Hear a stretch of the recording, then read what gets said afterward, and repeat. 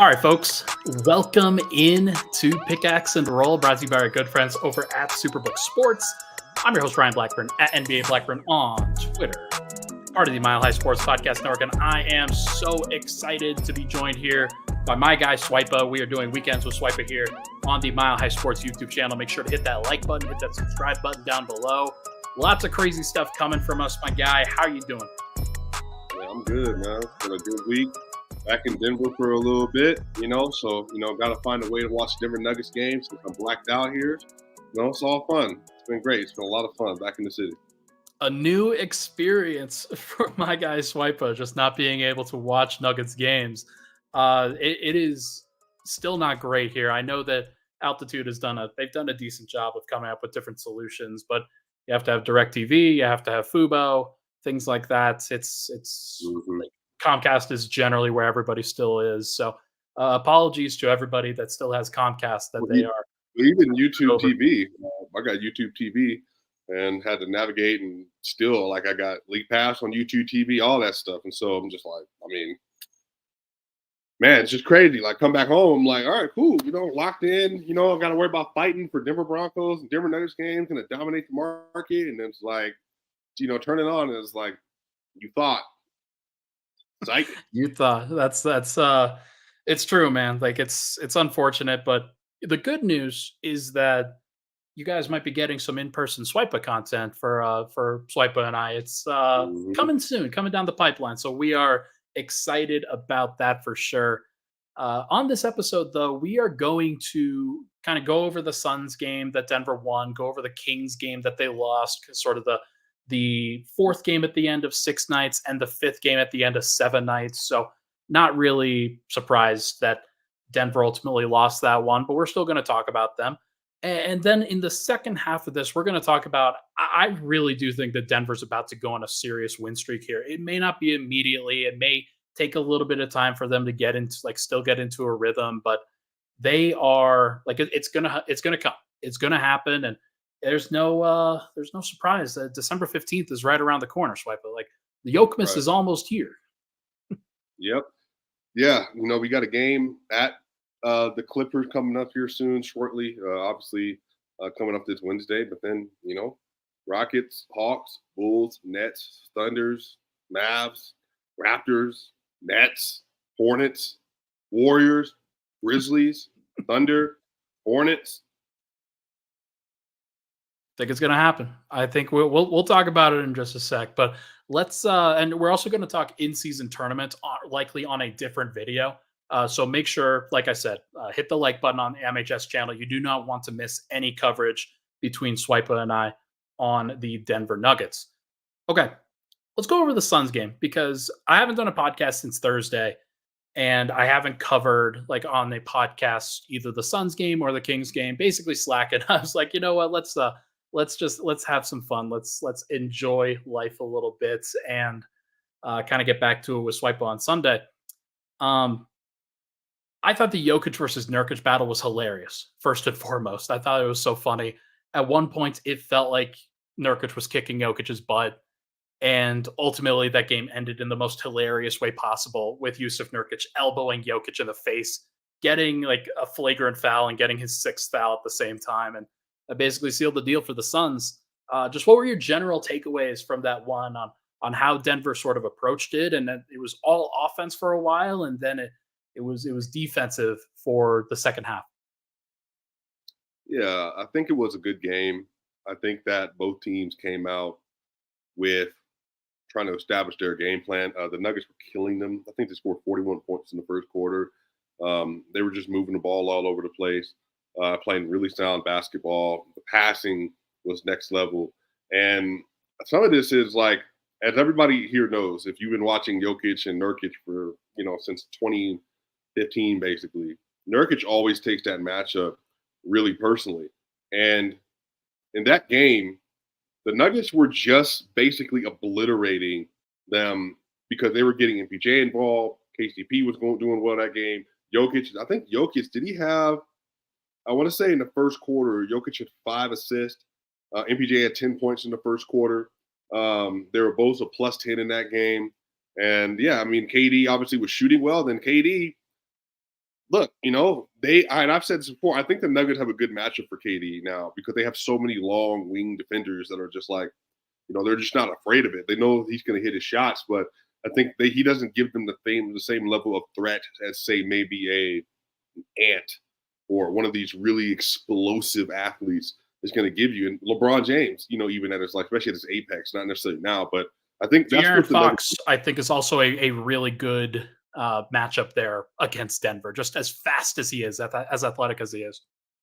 Yeah, that's another one in a playoff setting. We'll see how that would work, but regular season setting, yeah, I think that those are the kind of players, like really fast first step players. John Morant, even a little bit, but I think KD, his whole thing is like, we're gonna get this pull up on you, like I'm 7 feet tall, I'm gonna shoot over the top.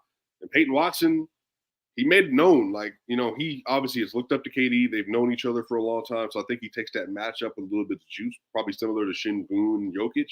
And he did really well. Again, I think KD was 1 of 10, I think it was, versus Peyton Watson on that day. I have NBA.com has it at 1 of 9, and One then night. 0 of 10 in the second half, though, for KD overall. Right. Right. So that's what I mean. It was a good game. Nurkic had the game of the year. Second most points he's ever scored in the game was 33, and he also did that versus Denver. But again, that's just how it is. It's a bully ball matchup. Nurkic is trying to prove a point, and Nurkic even said in the post game interview, Katie mentioned this, that I guess you just kind of get up for your friends. Nurkic considers Jokic a friend, and so they enjoy going against each other, and ended up being a good game, low scoring game from Joker, only 21 points, but 16 assists. And he's just continuing to play make out of the world. Yeah, 9 of 18 for Joker in that game. There were a couple shots that he probably doesn't usually miss. And it was just a very abnormal one because he only had 5 rebounds, but he had 16 assists. Like that's a crazy kind of stat line for Joker, where the one thing that you can really count on most of the time is the rebounding with him, but it ultimately didn't really hurt because like both teams were making so many shots, and Right. Michael Porter had 10. So no, I thought it was funny. I thought that like you mentioned, Peyton Watson, unbelievable performance, and like just everybody else was very solid, which yielded a win. And that's the most important thing when you're traveling on the road. Is just like you have to know what you're expecting from everybody. And with Mhm. Peyton Watson, you get that flashbulb performance. Julian Strother, solid.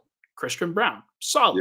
Yep. Yep. Justin Holiday, Reggie Jackson, Yep. KCP, solid. Like all those guys were very good in that particular one. Nobody was great, but like everybody did their job, and He said 5 players it's over easy, 15 points.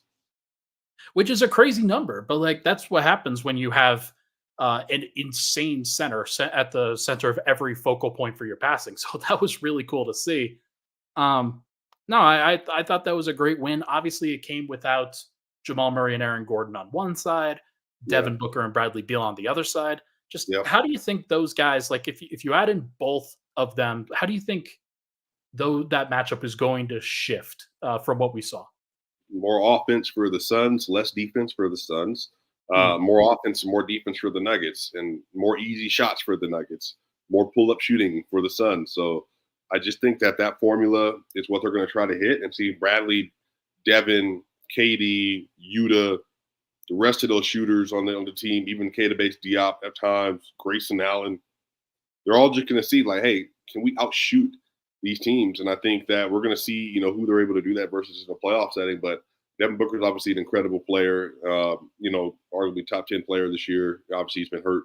And then Bradley Beal, another good player, top 30, top 35, top 40 player, however you value him. But I think that both of them are going to add a lot to that team. But I think the Nuggets, obviously, them closing games is distinctively different with Jamal Murray in the court. That's the biggest thing I've missed when Jamal's been out this year. I think he's missed 14 games now, I want to say, on the year. Yeah, Yeah, something like that. yeah. So in the Nuggets are now, I think they're 8-6 without him. It sounds like now. I think so far this season. So again, that third, you know what? I mean, you're right. That whole all NBA thing is out the window now because he's about to miss 15 games, and that's about to be a It's wrap. dead. So right. Like I'm frustrated for him for that Mhm. reason, and I know that he wanted to come back, and he was really gearing up for that. And I think if he had come back, he'd missed 12 games basically, and was like, okay, you play the rest of the season, then you hit 70. You've got some occasional off days that you get. Right. You could go down to like 68 or 67, 66, but uh, that money is just out the door for him, and I feel for him on that. But for the Nuggets, like, I mean, this is on an aside, obviously. For the Nuggets, it's a big deal that they don't have to pay him a supermax because their team was about to get super expensive, just like ridiculously expensive because you're probably going to want to pay KCP as well. Mhm. And that's just a lot of money to be throwing at your Who cares? starting lineup Who over cares? and over and over again. So Who cares? I am That's the Cronkies money. I don't feel bad at all. This is what you have. You own a team, they're championship contenders. This is what happens. Happy wait, hold on. By the way, happy 48th birthday, uh, Ryan. thanks guys. Really, really appreciate it. That's Happy birthday. Drop your happy birthday, Ryan, in the chat. He's taking a day out of his day of partying. He called me this morning. Just y'all should have heard his voice. Oh, we out late so long last night. I can't believe I just went out that long. You should have heard him this morning, y'all. He called me this morning and couldn't believe it. when you have to peel girls off of you just to be able to get to the phone, like that's just, I mean, sometimes like it is what it is, man. Like it just but hey, we don't bring personal into our lives like Oh that. Come my on god. now. uh Yeah, happy birthday to you, brother, man. But make sure you drop your happy birthday in the chat. And then if you're watching this afterward, drop your happy birthday in the comment section for Brother Ryan. All the great content he puts forward for y'all every single day. Thanks, man. I appreciate it. No, we're definitely going out for your birthday. That's definitely happening. Hmm. Yeah, you're never gonna tell us when it is though. It'd be so funny. Uh, no, so like I mean, it's great for Jamal.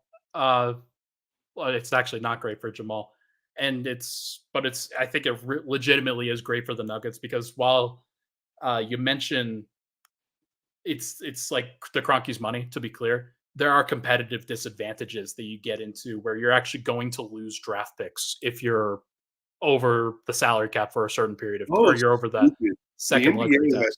completely ruined its own product with that part. I mean, the NBA does so many things well, but that is worse than the NFL's cap structure. And it makes no sense. Like it just doesn't make any sense that you're de-incentivized to develop good quality in-house, homegrown, organic talent and to do it Yeah. at a high level. It is definitely a mark against the Golden State Warriors types, teams that build their team through the draft and then add Mhm. another guy through free agency or trades.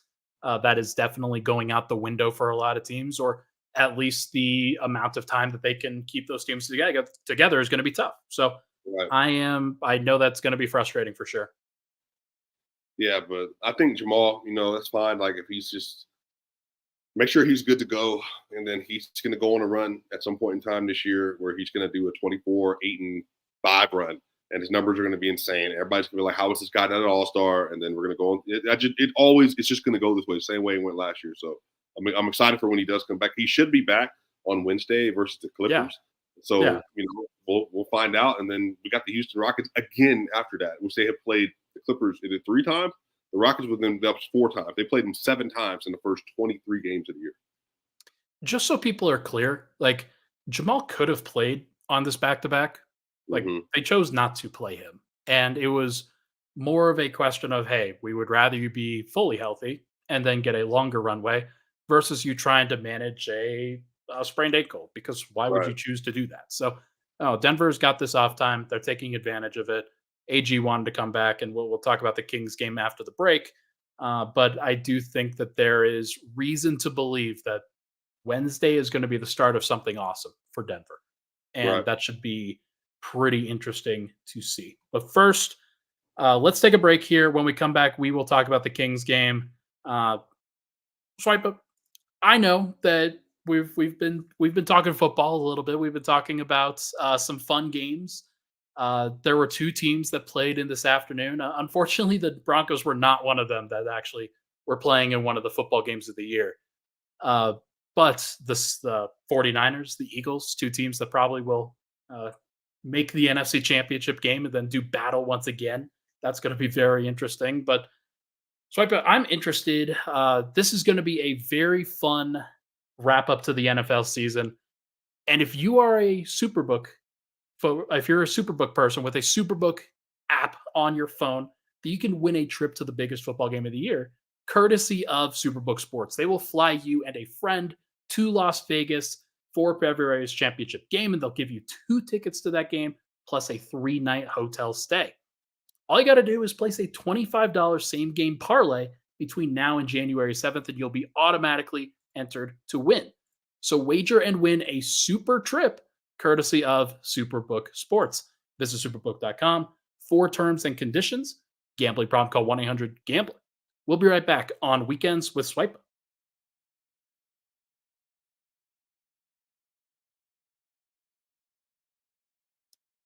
And we're back.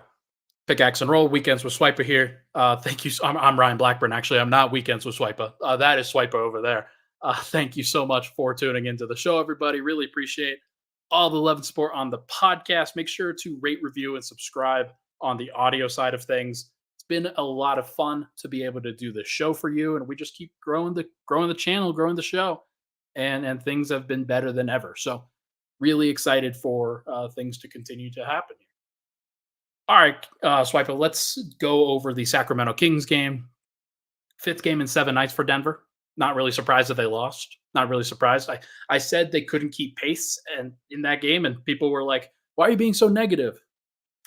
I don't know. I was just looking at what I was seeing. The Kings were playing very fast, and the Nuggets looked very slow.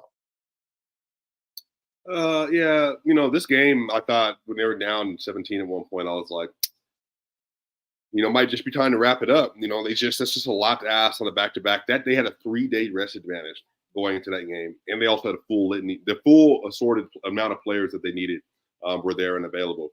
But here's the thing: the Nuggets made this a very winnable game because they got it down to 5 at one point. I think they got it down to what's the closest the score got? Was it 2? I don't know. I think it was like 2 or 3. It was pretty close, like right at the end. They were nearly there. Close. Now, Jokic was incredible. 36, 13, 14, no turnovers. He's done that twice this week. 30-point triple-double, no turnovers. Twice. No one's done it. No one's done it in 40 years. No one's done it this century, but he's done it twice in 1 week. And, Reggie Jackson had another solid offensive outing, 20 and 8 assists. And Aaron Gordon, 17, 7 and 3. Michael Porter, 13, 8 and 2. He was 50% from the field, so it was still good. And something that's sleep about Michael Porter Jr., I mentioned this on my channel, bro. Now, Porter was 1 of 5 from 3. But do you realize that Porter also was 5 of 7 from 2 in this game? And Porter has had a lot of games in the recent stretch where he has been just lights out from inside the three-point arc because he's getting to the rim. His mid-range finishing is like there. Like his shot making has been there. He just hasn't been able to connect consistently. I think he's 1 of 9 in his last 9 threes, but he's been shooting over 40% for the last several games. So, it is what it is. But here's the thing, man. I do think, man, that that DeAndre Jordan stretch, and I called you about this earlier today, really frustrated me because DJ played really well this year. I want him to continue to get playing time. He deserves it. He's earned it. He's had some really good games, really good minutes. But that stretch from DeAndre Jordan was one of the worst I've seen from a big man in the Denver Nuggets uniform in the last couple of years. He had an offensive rebound he gave up to Sabonis that led to a Trey Lyles and 1. That's 3 points. He then missed the rebound the next possession, and then that didn't amount to any points. And then he then gets the rebound. Reggie Jackson sitting to his left, ready to push the pace and get up. He then doesn't even he doesn't even acknowledge him. Throws it up ahead for no reason. De'Aaron Fox intercepts the ball, comes down, makes a wide open 3-pointer. And that's a 6-point swing right there within a minute.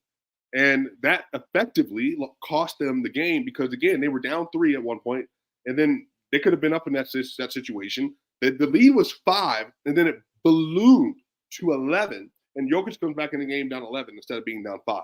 Because if Jokic comes back in that game down 5, it's over. We might be having a different discussion just because he was obliterating them. They couldn't do anything. They had no answer whatsoever. Jokic, I looked up, Jokic, 36 points. I'm like, 36. The 14 assists I was good with. But then I was like, 30, he has 32, 33, 34, 36. He was just scoring the lights out. He was making everything except for his 3-pointers. He also missed. And here's the other thing, Ryan, that's really frustrating about the Nuggets. You tell me what you think it is. Okay. The Nuggets were 13 to 20 as a free throw shooting team. The Nuggets are last in the NBA in the free throw shooting. What's happening? Is it just because Maul's not there and he's your 90% shooter and he's not getting to the line? Jokic isn't focused enough? What is it that this team that's one of the best shooting teams in the league, bottom out free throw shooting team. It feels kind of random for one thing. Now, they weren't a great shooting team last year, if I recall. I think they were still kind of in the 70s. Aaron Gordon wasn't great last year either. Now, he has regressed, and that has been a problem.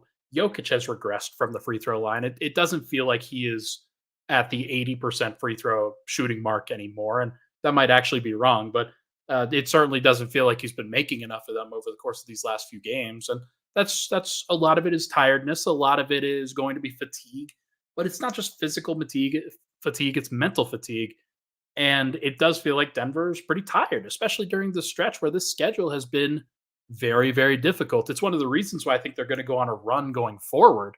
But over the course of these first 21 games, I'm not surprised that the free throw shooting is the thing that has kind of regressed for them because it's a confidence thing, it is a focus thing. And Denver has had, and Jokic has had so many things that he's had to focus on. I'm not surprised that free throw shooting is not at the top of his list of things that he's been, hey, I have to really iron on to this. I have to really make sure that this is great. I think that Denver's free throw shooting will be fine in the playoffs. I think that they will level up in those moments. And like Porter will be better. Murray will be better. KCP has been great from the free throw line. That's one thing you can definitely say. But so many guys will level up in those moments when they really need to focus in. I'm not surprised the first 21 games have been pretty bad. I mean, I get it, but it's also like if you make your free throws, you close out some of these losses.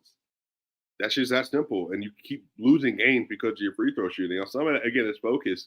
And we know Jokic in the playoffs. No, he shot 79% from the free throw line in the playoffs, 46% from three. So, I get it for sure. Jamal was over 90%. But Porter especially, and Porter's been up and down with his free throw shooting. But that, for me, Porter's easily the guy I'm looking at that should be an 85% free throw shooter. He's an elite shooter.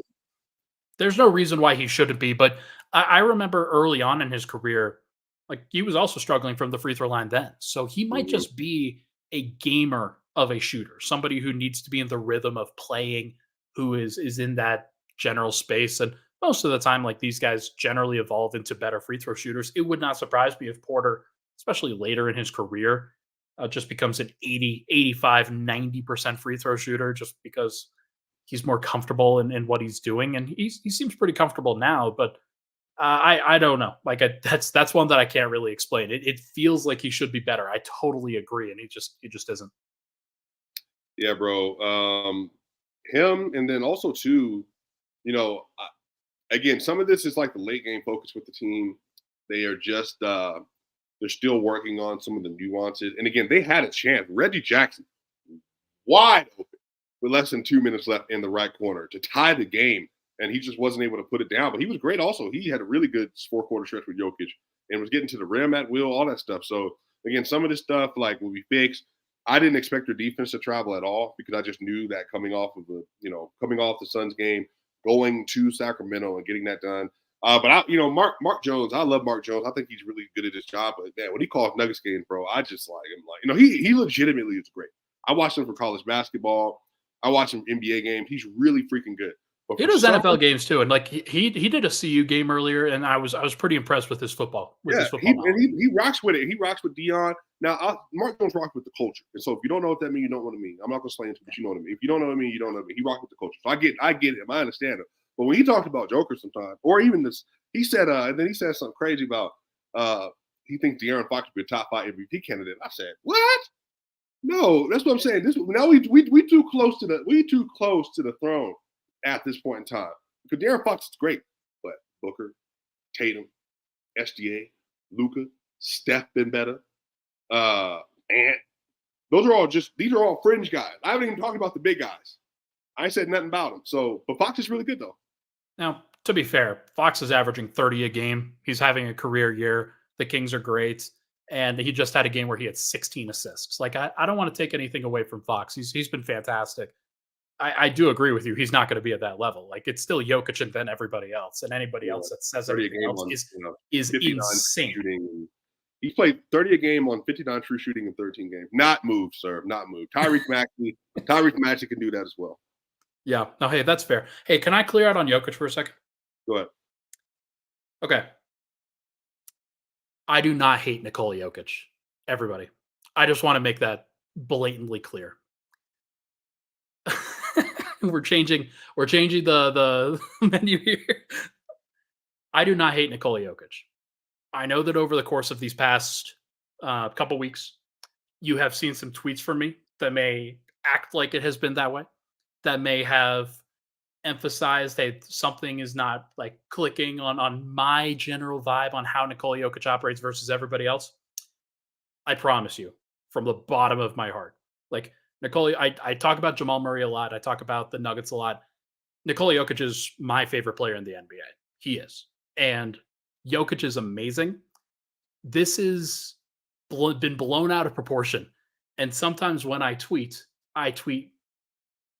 not emotionally. Like I think that there's definitely something to that, but like Jokic and the Nuggets, Jokic specifically, has been so good, so dominant, and there's nobody else that can compete with that. There hasn't been. My job is to try to find the truth. It is try to find the non-biases, and sometimes he's not perfect. And so I will criticize that at times. And then last night, when DeAndre Jordan went minus 17, I had a tweet that was like, hey, this is going to be one of those times where Jokic stands are very frustrated about the game. They're going to go, look at this, look at the box score, see? Because I knew exactly what the storyline was going to be. It's not because I hated Nikola Jokic. I love the dude. The dude is amazing. He is so fun to cover, and he is amazing to watch. Wanted to make that clear. Swipa, you can change that camera view right now. It is unfortunate that I have become the negative Jokic guy in the space because I'm trying to do everything that I can to dispel that notion. But on my birthday, please just stop sending me hateful tweets for the love of God. You know, sometimes in life, y'all, we just have to admit denial is one of the hardest things to overcome. Now, some of you have been through a lot of things in your lives. You have to deal with adversity and challenges. But one of the great things about life is rising to the challenge, overcoming adversity, finding a resilience within yourself to respond to trauma and things that cause you to feel uncomfortable and to respond to them well. Ryan Blackburn, you just did that.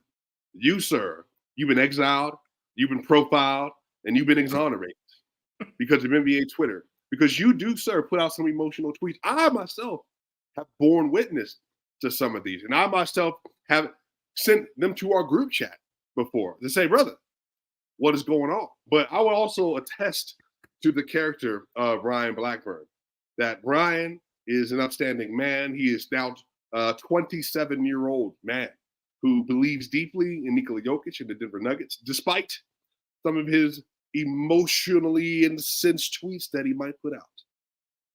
Respect to brother Ryan, because that man puts great content for y'all every single day. And he also is a Jokic supporter who had the nerve to say, sometimes the Jokic stands get on me. You yourself, sir, are indeed a Jokic stand, but I digress.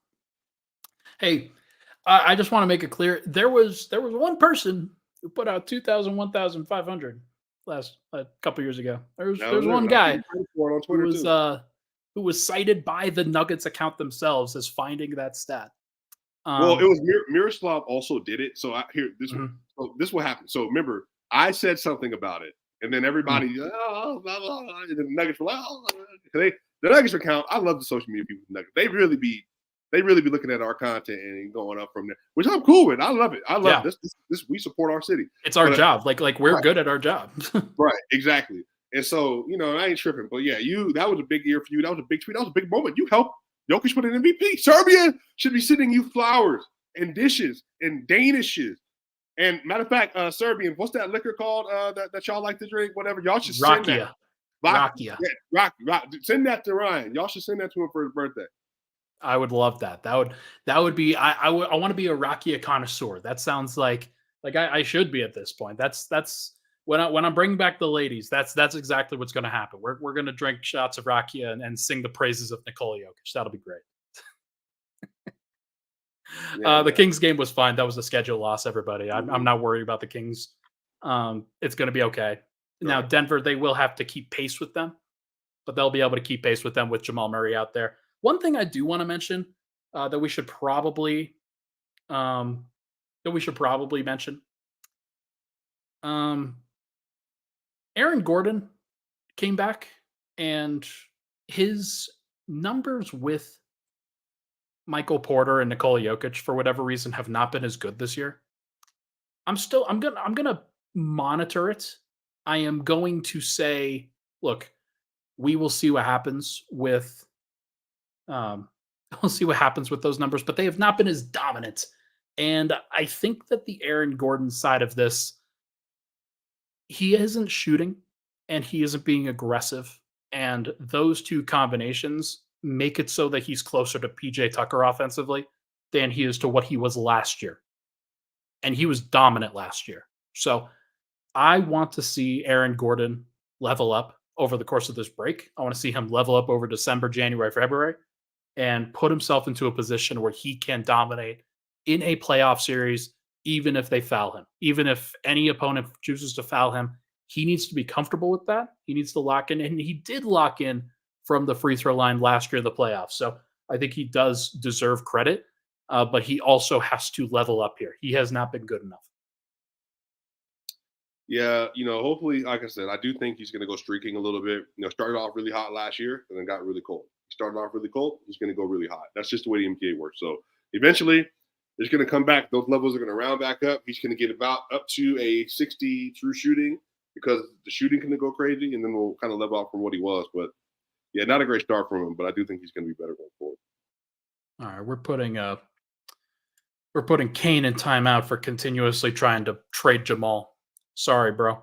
Like that's that is not happening, dude. They're like he's the second most important player on the team, and that is not changing. Like, and the fact that they were able to go 14-7 without him, or not 14, but like 14-7 in these 21 games, shows how good the Nuggets are. But like when the playoffs come around, like they need him, as we Right. saw last year, very very clearly. So we will see what happens. But tell you what, let's take another break. When we come back, we are going to chat about why the Nuggets can go on a win streak here. I am very excited. We're going to pull some numbers for everybody. Very excited to see what happens. But first, this message from Kim Becker. What's up, guys? Kim Becker here with Mile High Sports. Make sure you guys are following us on social media so that you never miss a Mile High Sports daily. Monday through Friday morning, we'll post a video hosted by me catching you up on everything you need to know when it comes to sports right here in the Mile High State. TikTok, Twitter, Instagram, Facebook, YouTube, you name it, we're there, and we've got you covered for everything Colorado sports. All right, we're back. Final segment, Pickaxe and Roll Weekends with Swipa here.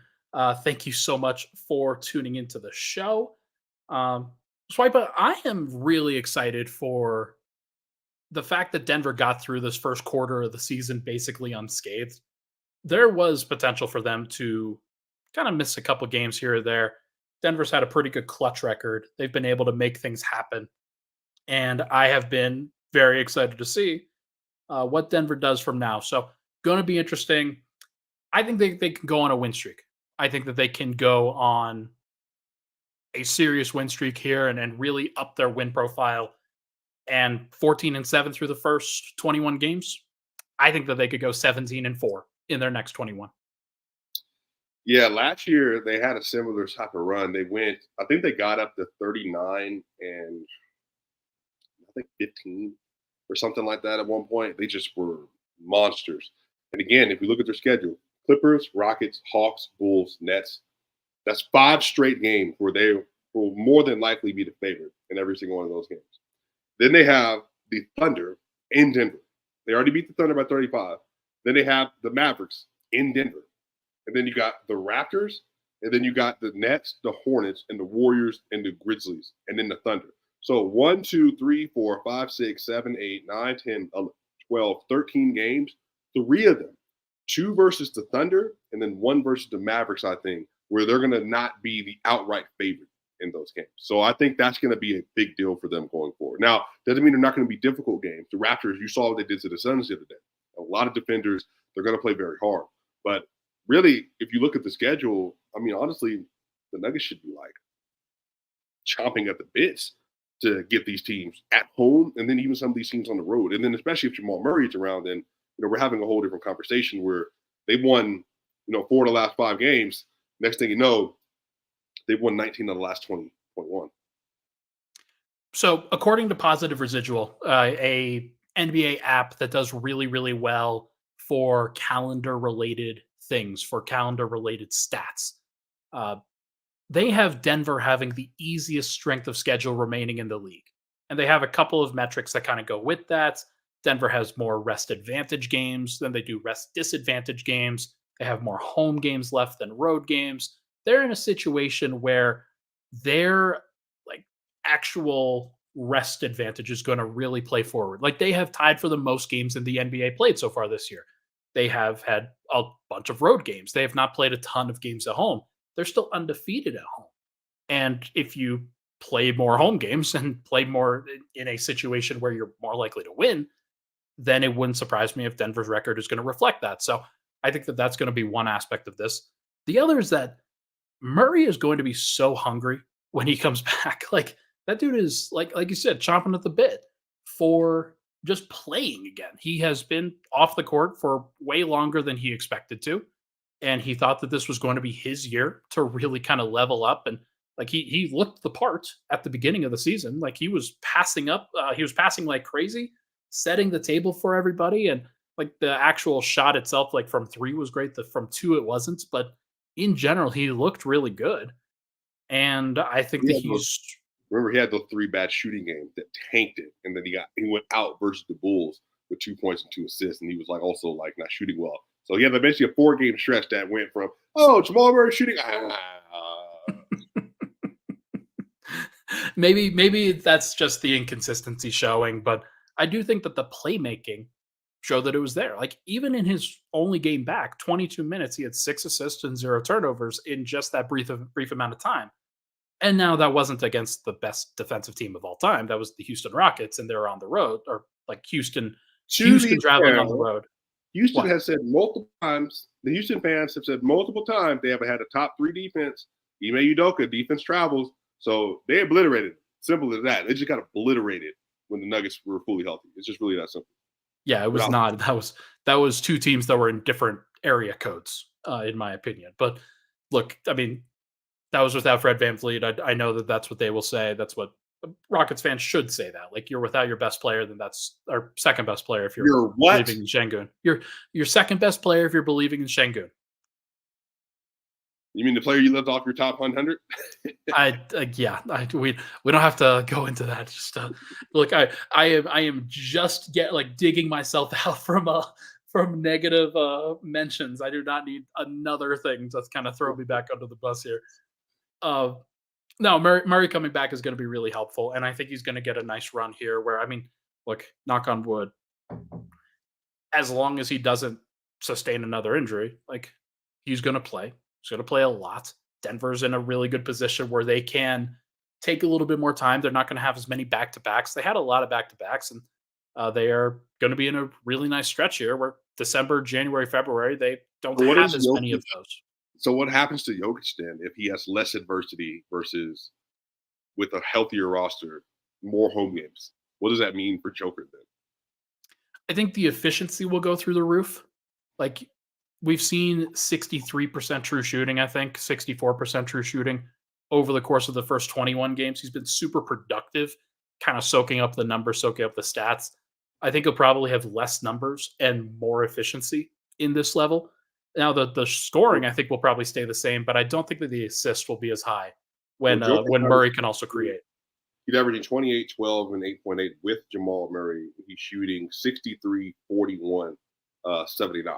So, I mean, I feel like I am vindicated there. So we will see what happens, but I do think that Jokic is like we just did a video about this. We jokingly called him a Murray merchant. Right. That was a joke, everybody. I just hope everybody is very clear. Right. And like he is at his best when he has the nice balanced playmaking and they can like he can operate off ball. He can manipulate the defense with some of his cuts and his off ball movement. It's harder to do that when everybody is staring at you. Sometimes people have to stare at Murray a little bit. Yeah. Well, you know what's funny is I said on the timeline last night after the game that I think Nikola Jokic is one of the 10 best players ever touched basketball. And that wasn't a resume conversation. That was just simple basketball. Just because, Ryan, I'm a little older than you. 6 years and 6 years and like 4 months, 4 months, 5 months, 6 years and 5 months, whatever. So, Jordan, Malone, Shaq, Kobe, Dirk, KG, Paul, take Paul out of that. No, Duncan, CP3, Dwayne Wade, Steph Curry, Kevin Durant, obviously LeBron. I've seen it all. And I also, before that, you had Magic, Kareem, Wilt, Larry, McHale. There's always been a lot of players. But Ryan, I think, honestly, there's just not 10 players that you could just put on a basketball court that are better basketball players. Basketball than what you're seeing from Joker right now. And I think it's just incredulous to me. I never in my life thought that there would be a nugget that I would love more than Carmelo. Never. Of course not. Melo was my dog. Melo was my guy. Braun, I never thought I would see a player more dominant than Braun, like from a pace control standpoint. I love Braun. Braun's like my favorite player ever. I'm not a Braun stan. I'm a very reasonable Braun supporter. But Jokic has just taken up such a place, man, where it's like he literally does at will whatever he wants. And he's a tier 1 scorer, rebounder, and playmaker. And I think for me is, bro, it's just insane, man. It's just insane, bro. It's unbelievable what we're seeing. And by the way, you talk about he's leading the NBA in total points, total rebounds, and total assists. Which again, the Denver Nuggets now retweet it because they've been getting this content from great content creators like yourself. So, bro, I'm telling you, man, like, it's just insane to me, man. And I think that, like, legitimately, I've never seen this. I've never seen 10 players in my life that are doing what he's doing right now. So people don't know this. We put together a secret top 20 all-time list that we'll see if that actually comes to light at some point. I'm curious to see whether it will. But Swipa and I did an all-time top 20 list, and we both had Jokic on there. Neither of us had him in the top 15. He was in the 16 to 20 range. We won't say where. But there is a very strong possibility that he moves there in the next 2 years. And that's with, like, because you're talking greatest to touch the basketball in that situation. It's not just like, hey, he has, I think, a clear top 10 all-time peak right now. This is one of the greatest peaks we have ever seen in our lives. And there's nobody else, especially like in the NBA today, of the modern era, other than maybe LeBron, that can say that they have a peak better than this. And that includes Steph. The only one, Steph obviously had that run from 14 to 19, or if you want to say like 15 to 18, 19. And obviously he had that other year, the 2021 year. KD had some 14 to 17 run, but KD even, like, just the playmaking wasn't there. The rebounding wasn't there. But, bro, like all three scoring, playmaking, rebounding, and then even with a plus defender in there, like all three of that, bro, like, again, when's the last time at any point in time in a season, Ryan, you can maybe look this up. I know I can look it up, but, this is a Ryan Blackburn tweet. When at any point in time in the season that somebody led the NBA in total rebounds, assists, and points in a season? Wilt, maybe. I don't think so. Like, if I'm being honest, nobody has ever done this before. This is why I put out the 2,000, 1,500 tweet that I did today. Right. It was like, this might be the second 2,000, 1,500 season that we've ever seen. And that's because Jokic did it first. And he's leveled up his points and assists. Like, he's blowing that out of the water right now. Right. But it might be Oscar Robertson. Like, he's the only guy that really comes to mind. But, like, that was back in the era where Wilt was putting up 40 points per game and 20 rebounds per game. And Oscar Robertson wasn't doing that. So It is crazy. Like this is an unprecedented level of dominance right now. Part of it is like again, hey, you could thank Jamal Murray being out for it because I don't think that this keeps up. Again, and Jamal will kind of soak up some of those numbers, some of those Does points, the rebounds, scoring, and assists. right? That's what I'm asking you. Does the scoring actually dissipate? Because he's just scoring. Even the shot when Murray was here, Yeah, he was taking 4 more shots a game. That's the thing. I Like, think that I think that the scoring will stay in the 25 to 28 range. I'm not sure it'll be at 30. I think that some of the things that we're going to see with this Nuggets team is they're going to start blowing some teams out, right, and they are not going to play in fourth quarters in a lot of these games. right, So, like against the Hornets, for example, against the Spurs, like they will definitely be blowing some of those teams out. And like that will come with some reduced numbers at times. If the offense is flowing really well, it might mean the Jokic gets a 20, 10, and 10 game.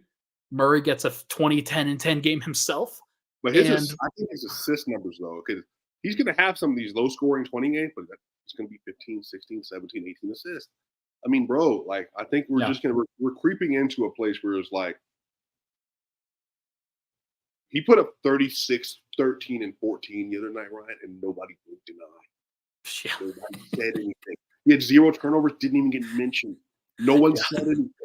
It's just like, oh, so that was another Thursday for Nikola? Cool. But didn't Luka just have 36, 15, and 18 versus the OKC Thunder in the comeback? It was I mean, a news. topic. It was a I mean, topic. news. Yeah, absolutely.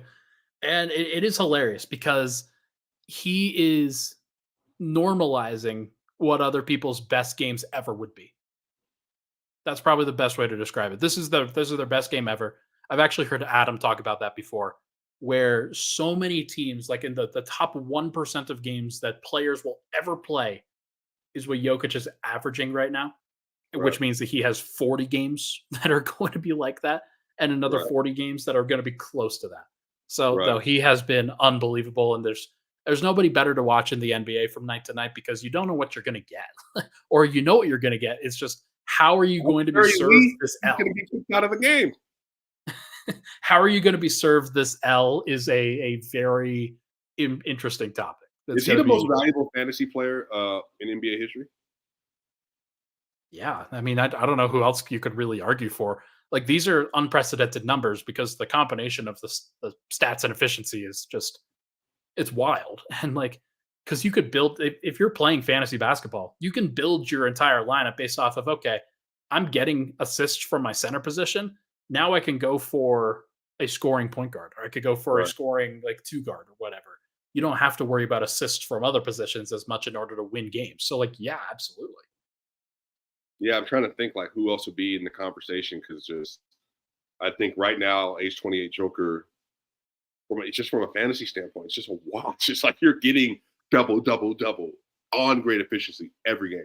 Maybe Giannis because he will also add in some blocks like at Mhm. his peak, Right, like add in some steals and blocks. But Jokic still gets steals too. So like, right. it is crazy, man. Like there really is nobody. I will throw a shout out to Embiid though he has to play. Like No, he's yeah, that's he's the yeah, thing he's there. awesome. Did you He's do you been play good fantasy this year. basketball? I don't like I play fantasy football Okay. because I'm able to like kind of cheer for that. Fantasy basketball, I Mhm. think I would be really good at it. I would win a bunch in fantasy Right, basketball. I would not I would not have fun. right. Yeah, that seems like because you got to set. If you set your lineups, like that just seems like 82 games. That would just be too much for me to like have to lean into. I Yeah. just don't think I would want to do that. Shout out to our fantasy baseball players out there. That's Like that's one where I'd 160 be like, hey, a year. God, man, you got to be on track for 180 days. Good lord, no, thank you. Never forget to set your lineup. Yeah, Oh, no thanks. Tyrese. Oh, somebody said Tyrese Halliburton, another top 5 fantasy player. Ooh, Yeah, for I like sure. that. Like Tyrese has been awesome, man. Like he's been a lot of Right. fun. I enjoyed. I had a Oh, wait. conversation What with. about if you got Jokic at 1, Tyrese in like round 4, whatever. I don't know where Sure. Tyrese Maxey somewhere in there, like super late in the draft or whatever. You're cruising right now. You're getting Alper and Shengun in round 8. Like that's perfect. Hey, you're just a value add right there. Alpi, very nice. Um, what do you think? So before we go, we'll do a full video on this. Who do you think's going to win the in-season tournament? Just like off the bat, I'm going Pacers.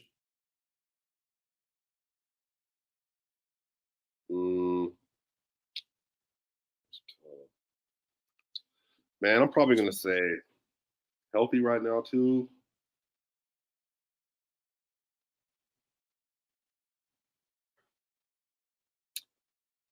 Man, that's tough, bro. I'm going to say Could be the Celtics.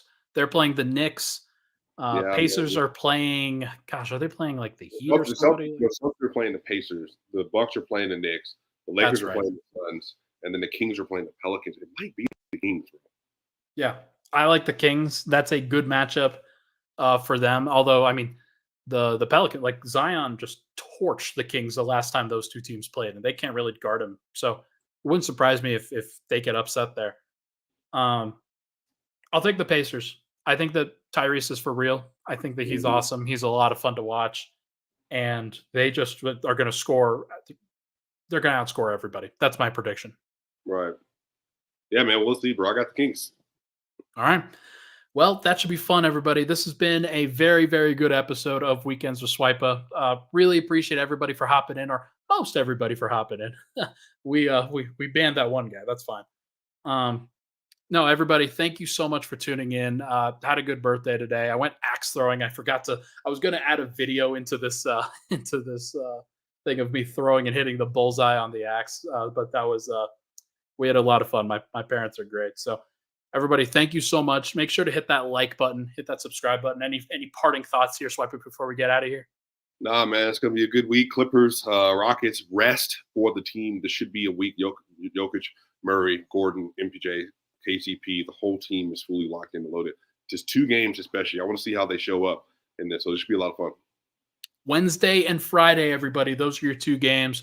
We will be back either on Saturday or Sunday. Haven't decided yet, but should be a lot of fun. Thank you so much for tuning into the show. Really appreciate all the love and support on the podcast, everyone. We will talk to you guys next weekend.